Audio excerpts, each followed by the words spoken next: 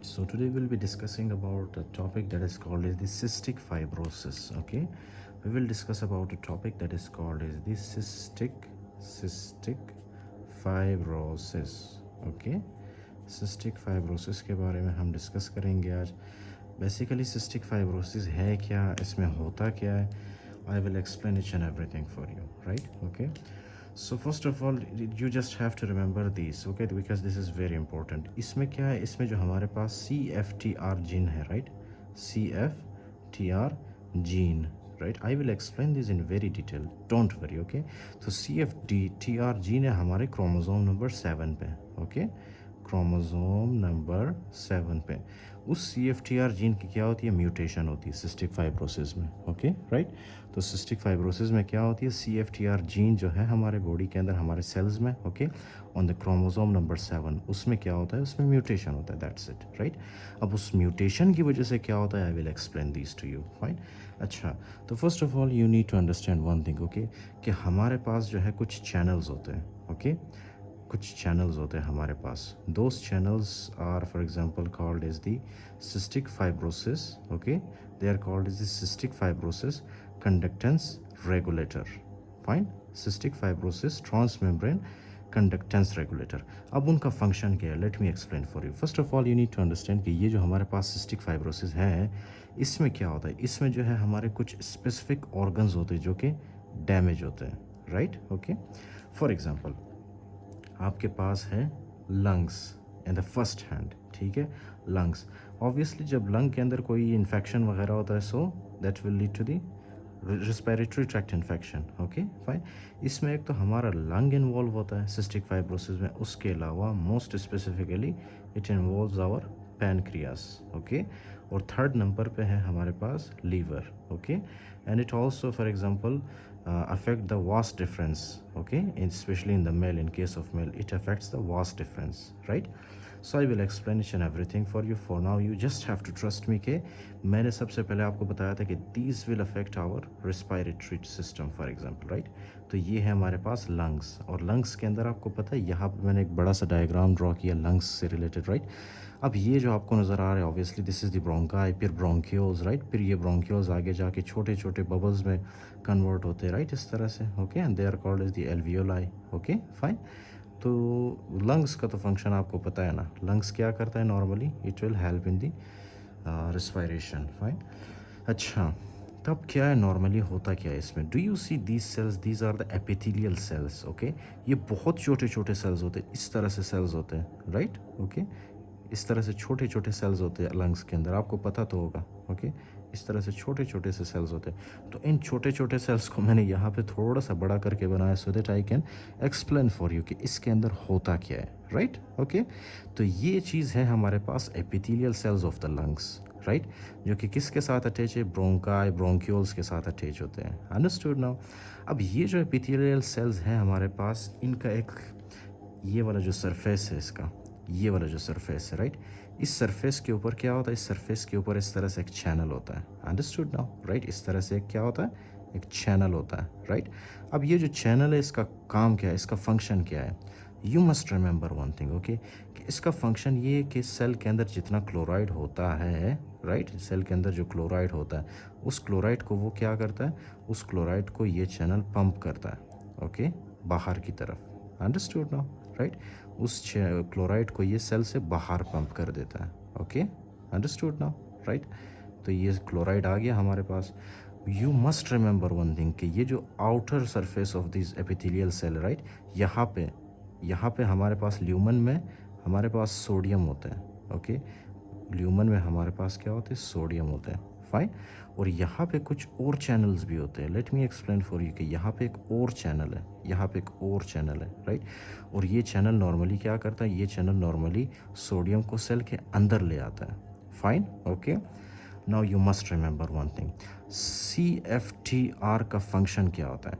CFTR का function for example ये जो चैनल है, राइट, इस चैनल के साथ क्या होता है, ये चैनल किस चीज़ से बना होता है, ये चैनल बना होता है CFTR प्रोटीन से.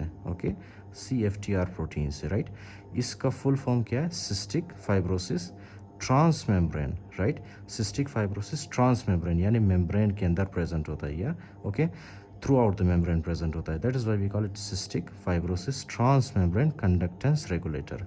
अब इसका फंक्शन क्या है कि ये क्लोराइड को बाहर निकालता है, एट द सेम टाइम ये जो सोडियम वाला चैनल है, सोडियम चैनल को ये क्या करता है, बंद कर देता है। ओके, इस तरह से बंद कर देता है ये। तो एज अ रिज़ल्ट क्या होगा, क्या सोडियम सेल के अंदर वापस आ पाएगा, नहीं आ पाएगा, राइट। क्यों, क्योंकि ये जो CFTR प्रोटीन है, एक तो इसने क्लोराइड को बाहर निकाल दिया और दूसरा सोडियम के चैनल को इसने बंद कर दिया। ओके, तो ये जो क्लोराइड है, क्लोराइड यहाँ पे ल्यूमन में क्लोराइड की कॉन्सेंट्रेशन ज़्यादा होती है, और क्लोराइड तो आपको पता है सोडियम के साथ ये दोनों मतलब एक दूसरे को बहुत ज़्यादा चाहते हैं, राइट। तो क्लोराइड सोडियम के साथ बाइंड करेगा। ओके फाइन, एक टाइम आएगा कि क्लोराइड और सोडियम की कॉन्सेंट्रेशन यहाँ पे बहुत ज़्यादा होगी और ये दोनों क्या करेंगे, वाटर को भी पुल करेंगे। ओके, तो ये दोनों क्या करेंगे, वाटर को भी पुल करेंगे। Fine, okay. तो एक टाइम आएगा यहाँ पे जब इनकी कॉन्सेंट्रेशन बहुत ज़्यादा होती है सोल्यूट्स की, राइट, तो ये क्या करते हैं, वाटर को भी अपनी तरफ खींचते हैं। Okay, sodium chloride. तो अब यहाँ पे अगर वाटर भी आएगा तो ये वाला जो ल्यूमन आपको नज़र आ रहा है, राइट, ये वाला जो ल्यूमन होगा ब्रोंकियल का, ये वाला जो ल्यूमन होगा, ये क्या होगा, जाहिर सी बात है ये डाइल्यूटेड होगा। ओके, राइट, क्या होगा, ये डाइल्यूटेड होगा। क्यों, क्योंकि इसके अंदर आपने पानी भी मिक्स किया, इसके अंदर आपने साल्ट भी डाला है। ओके, तो ये जो आपके पास एक यहाँ पे ल्यूमन बना है, this is dilated lumen. Okay fine. For example, आपको पता है ये जो हमारे पास जितने भी यहाँ पे जो हमारा रेस्पिरेटरी सिस्टम है, आपको पता है इसके अंदर म्यूकस बहुत ज़्यादा होता है, इस तरह से म्यूकस पड़ा होता है इसके अंदर, राइट। इसके अंदर हर जगह पे जहाँ पे भी आप देखोगे, यहाँ पे आपको क्या नज़र आएगा, यहाँ पे म्यूकस नज़र आएगा आपको, इस तरह से। ओके फाइन, इस तरह से क्या आएगा आपको नज़र, म्यूकस नज़र आएगा, राइट। ये है म्यूकस, ये सारा जितना भी आपको नज़र आ रहा है, क्योंकि mucus is very very important, right. तो ये ब्रोंक्यूल्स के अंदर, उसके अलावा अल्वियोलाई के अंदर, हर जगह पे क्या होता है, इस तरह से म्यूकस होता है, राइट। अब ये जो आपको नज़र आ रहा है येलो कलर में, this is the MUCUS mucus. Fine, तो ये है हमारे पास mucus. Now you must remember one thing, जब ये CFTR, right, cystic fibrosis transmembrane conductance regulator, right, जब ये प्रोटीन क्या होता है, जब ये प्रोटीन जो है फॉर एग्जांपल नहीं बनता, या तो फिर इस प्रोटीन को बनने में कोई फॉर एग्जांपल म्यूटेशन होता है, राइट, म्यूटेशन होने की वजह से जाहिर सी बात है ये जो क्लोराइड चैनल है ये काम नहीं करता। ओके, जब ये क्लोराइड चैनल काम नहीं करेगा तो क्या सेल के अंदर से क्लोराइड बाहर जा पाएगा, नहीं जा पाएगा। ओके फाइन, और उसके अलावा ये जो हमारे पास CFTR प्रोटीन है, राइट, ये क्या कर रहा था, ये सोडियम की एंट्री को इनसाइड द सेल रोक रहा था, राइट। लेकिन अब जब ये CFTR जीन म्यूटेट होता है तो क्या ये सोडियम को रोक पाएगा सेल के अंदर आने से, नहीं रोक पाएगा, राइट, जिसकी वजह से क्लोराइड भी सेल के अंदर ज़्यादा होगा। ओके, क्योंकि क्लोराइड बाहर नहीं निकल पाएगा। ओके, और इंक्लूडिंग दैट इस सेल के अंदर आपको और क्या नज़र आएगा, इस सेल के अंदर बाहर से सोडियम भी वापस सेल के अंदर आ जाएगा, राइट। क्यों, क्योंकि ये चैनल जो है हमारे पास, इसको इनहिबिट करने के लिए कोई नहीं होता, तो सोडियम जितना भी सेल के बाहर होता है that will come inside the cell. Okay fine, तो क्लोराइड भी सेल के अंदर आ गया और सोडियम भी सेल के अंदर आ गया। फाइन, और ये क्या करेंगे, दोनों वाटर को, जितना भी वाटर यहाँ पे होगा हमारे ल्यूमन में, उस वाटर को भी ये अपनी तरफ पुल करेंगे। तो इस सेल के अंदर ये जो सेल्स होंगे इनके अंदर एक तो क्लोराइड की कॉन्सेंट्रेशन होगी, उसके अलावा सोडियम की कॉन्सेंट्रेशन होगी, उसके अलावा वाटर। फाइन, और यहाँ पे जो हमारे पास म्यूकस होता है, अब जाहिर सी बात है यहाँ से आप अगर साल्ट को, वाटर को निकालोगे तो पीछे म्यूकस बचेगा, और वो जो म्यूकस होगा क्या वो डाइल्यूटेड म्यूकस होगा या तो फिर थिक म्यूकस होगा, थिक म्यूकस होगा ना। ओके, ये जो म्यूकस पीछे रह जाएगा यहाँ पे, राइट, वो म्यूकस बहुत ही ज़्यादा थिक म्यूकस होगा। Okay, thick mucus, right, thick mucus होगा यहाँ पे। ये देख रहे हो आप यहाँ पे कितना थिक म्यूकस है, ये सारा येलो कलर में आपको नज़र आ रहा है, राइट। क्यों, क्योंकि ये जो हमारे पास CFTR प्रोटीन है ये इसमें क्या हुआ है, म्यूटेट हुआ, ये सही से काम नहीं कर रहा, जिसकी वजह से क्लोरीन को बाहर नहीं निकल पा रहा और सोडियम की एंट्री को रोक नहीं पा रहा। तो क्लोरीन और सोडियम सारे सेल के अंदर एक्यूमुलेट हो रहे हैं, और सेल के बाहर ना क्लोराइड है, ना सोडियम है, ना ही वाटर है। तो सेल के बाहर जितना भी फॉर एग्जांपल यहाँ पे म्यूकस है वो सारा एक्यूमुलेट हो के क्या कर रहे हैं, एक थिक म्यूकस मेम्ब्रेन, मतलब एक थिक म्यूकस लेयर बना रहे हैं, राइट, यहाँ पे ब्रोंक्यूल के अंदर। Fine, okay. अब जाहिर सी बात है ऊपर से जितने भी बैक्टीरियाज आएंगे, फाइन, वो बैक्टीरियाज क्या करेंगे, वो बैक्टीरिया जो है इस म्यूकस लेयर के साथ इस तरह से आके चिपक जाएंगे, अटैच होंगे, राइट, क्योंकि म्यूकस का काम ही वही है, वो क्या करता है, किसी भी बैक्टीरिया को अपने साथ अटैच करता है। Fine, okay. तो यहाँ पे बहुत ज़्यादा थिक म्यूकस होगा। थिक म्यूकस होने की वजह से हमारे रिस्पायरेटरी सिस्टम के अंदर जो क्या होते हैं, इस तरह से छोटे छोटे से सीलिया होते हैं, राइट, हेयर लाइक स्ट्रक्चर्स जिनको कहते हैं सीलिया, राइट। ये सीलिया किस तरह से होते हैं, ये झाड़ू की तरह होते हैं, ओके।